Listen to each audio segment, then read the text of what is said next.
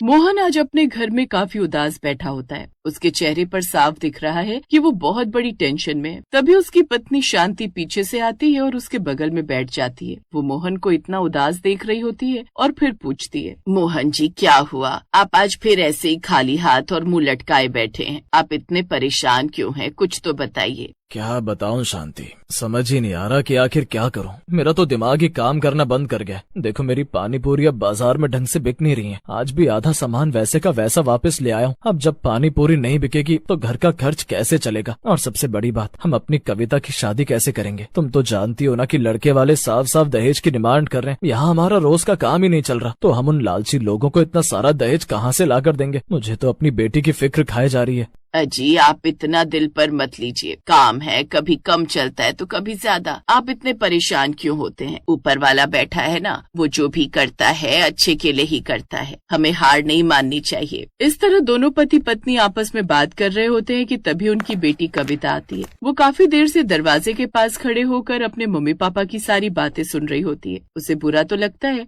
वो अपने दोनों माता पिता को इस तरह साथ बैठकर टेंशन में बातें करते हुए देखती है और कहती है, पापा माँ बिल्कुल ठीक कह रही हैं। आप बेकार में इतना सोच रहे हैं। अरे भगवान अगर एक रास्ता बंद करता है तो वो दूसरा रास्ता अपने आप खोल देता है। हमारा काम अच्छा नहीं चल रहा तो क्या हुआ? हमारे पास हुनर तो है ना। हम सालों से यही काम कर रहे हैं, तो हमें कुछ नया सोचना चाहिए। बेटा हुनर से क्या होगा? बाजार में अब गला काट कंपटीशन है। गली गली में पानी पूरी वाले खड़े हो गए। कोई पुदीने का पानी पिलाता है तो कोई नींबू वाला। मेरी वही पुरानी सादा आलू वाली पानी पूरी अब कोई नहीं पूछता। मुझे लगता है मुझे काम छोड़कर कुछ और मजदूरी ढूंढनी पड़ेगी। नहीं पापा, काम छोड़ने की कोई जरूरत नहीं है। लोग अब सादी चीजें खाकर बोर हो गए। उन्हें कुछ नया और चटपटा चाहिए। मैंने रात भर एक तरकीब सोची है। हम अपनी पानी पूरी में आलू के मसाले की जगह प्याज टमाटर की चटपटी फिलिंग डालेंगे। हम इसका नाम रखेंगे प्याज टमाटर की चटपटी पानी पूरी। प्याज टमाटर की पानी पूरी, ये कैसी बात कर रही है बेटा? हमने तो आज तक बस आलू और चने वाली ही सुनी है। ये प्याज टमाटर का मेल लोगों को पसंद आएगा क्या? माँ यही तो बात है। हम इसे बिल्कुल अलग तरीके से बनाएंगे। हम प्याज को एकदम बारीक काटेंगे, उसमें रसीले टमाटर मिलाएंगे, थोड़ा अदरक मिर्च का पेस्ट और ऊपर से मेरा बनाया हुआ एक खास मसाला डालेंगे। जब लोग इस खट्टे मीठे पानी के साथ इसे खाएंगे ना, तो उन्हें जो स्वाद आएगा वो उन्होंने पहले कभी नहीं चखा होगा। आप बस मुझ पर भरोसा रखो। मोहन को कविता की बातों में थोड़ी उम्मीद नजर आती है। उसे लगता है कि शायद ये तरीका काम कर जाए। अगले दिन सुबह सुबह शांति और कविता मिलकर रसोई में तैयारी शुरू कर देती हैं। कविता खुद खड़ा मसाला भूनकर उसे पीसती है और प्याज टमाटर का एक जबरदस्त मिश्रण तैयार करती है। दोपहर होते ही मोहन अपना ठेला लेकर बाजार के उसी चौराहे पर जाता है जहाँ उसकी दुकान पहले फीकी पड़ गई थी।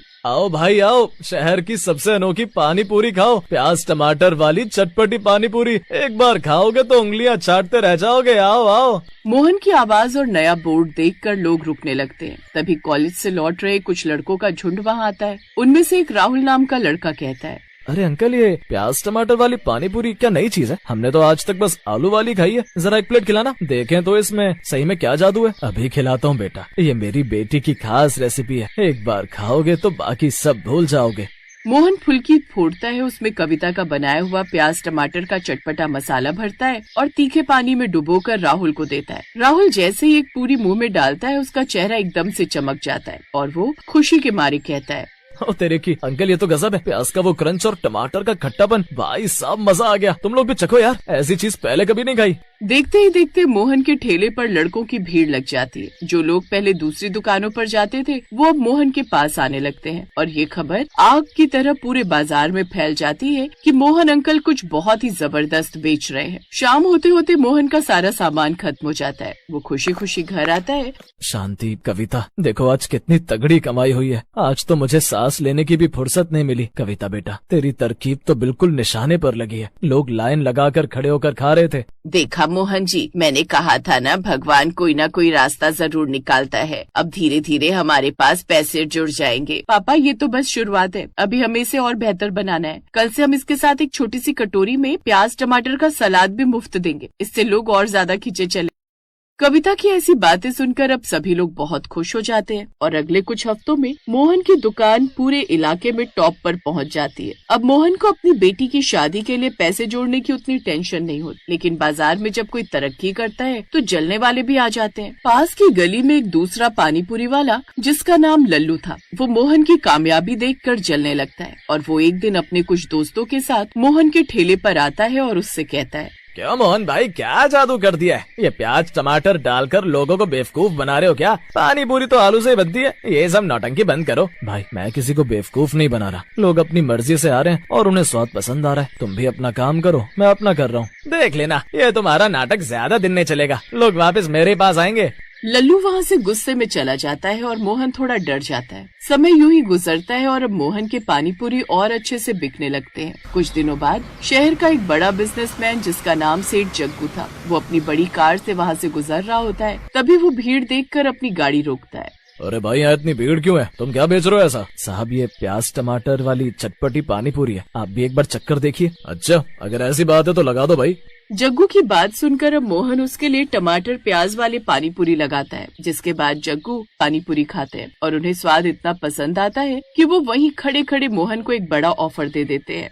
मोहन, तुम्हारे हुनर इस छोटे से ठेले के लिए नहीं है। मेरी शहर में सबसे बड़े मॉल में खाली जगह है, क्या तुम वहाँ अपनी दुकान खोलना चाहोगे? मैं तुम्हें सारा सेटअप करके दूंगा, बस तुम्हें स्वाद वहाँ पहुँचाना है। साहब मैं तो गरीब आदमी हूँ, मॉल में दुकान ये तो मैंने कभी सपने में भी नहीं सोचा था। सपना नहीं, अब इसे हकीकत बनाओ भाई, कल मेरे ऑफिस आ जाना। जग्गू की बातें सुनकर मोहन बहुत खुश हो जाता है, क्योंकि उसकी तो जैसे लॉटरी लग जाती है और वो घर आकर सारी बात बताता है, जिसके बाद वो मॉल में दुकान लगाने के लिए राजी हो जाता है। अगले कुछ दिन बाद जब मॉल में मोहन की दुकान खुलती है तो दुकान खुलते ही उसकी कमाई 4 गुना बढ़ जाती है। समय यूं ही गुजरता है और अब वो अपनी बेटी कविता के लिए शहर का सबसे अच्छा रिश्ता ढूंढने लगता है। तभी एक दिन एक बहुत बड़े घर से रिश्ता आता है। लड़का बैंक में काम कर रहा होता है। जब वो लोग कविता को देखने घर आते हैं तो मोहन थोड़ा हिचकिचाता है।